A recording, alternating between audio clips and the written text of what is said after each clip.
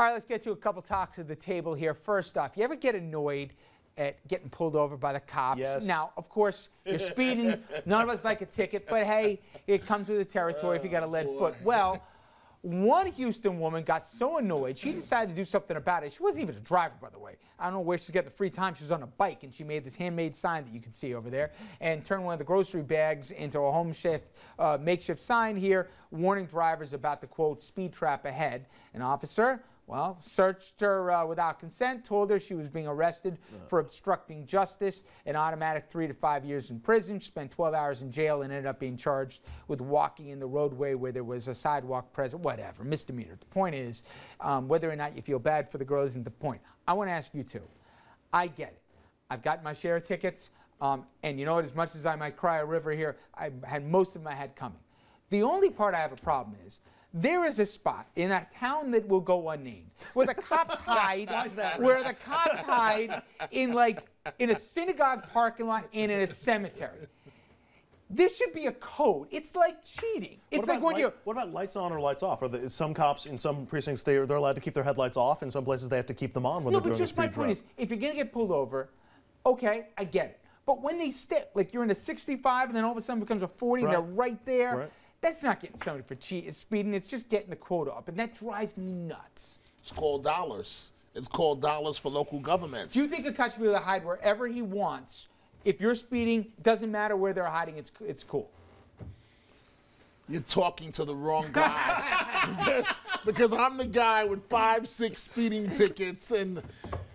All right, Andrew. You'd love to be contrarian. Look, everybody speeds at one point or another.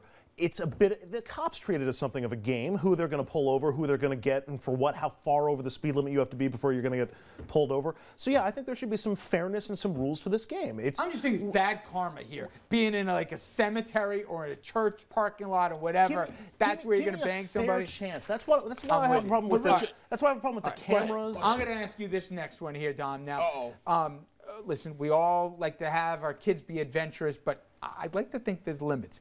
What do you say to these Connecticut parents here who let their 5-year-old kid literally swim with sharks in the Bahamas? Now, they said they researched it, that these weren't violent sharks. The kid was all for it. They stand right in, the parents were right in the water. I'm trying as hard as I can to even make this a debate. But they're there with a kid, and look, that ain't a guppy here. Those are the sharks, and the kid's got a floaty on. Am I right here that these parents need to be smacked upside the head or something? I mean, come on. This is almost the equivalent of saying, let's put the baby in there with the alligators. And the alligators don't bite. They'll just look at them. What are you smoking? I mean, those are full-grown sharks. I get it. You want your kid to be adventurous, but there's got to be lines. The Discovery Channel needs show hosts from time to time. They need people. We need outdoor adventurers. Look, it's ridiculous, but then again, they're the parents. It's their responsibility. You're not allowed to hit your kid, though. I mean, you're not allowed to beat your child. You're not allowed to name your child, as we learned, Adolf Hitler, like one New Jersey parent, I believe, did, right? Attacked. Yes, exactly. Because they are not anti-Semitic. So, all right. What would your wife say?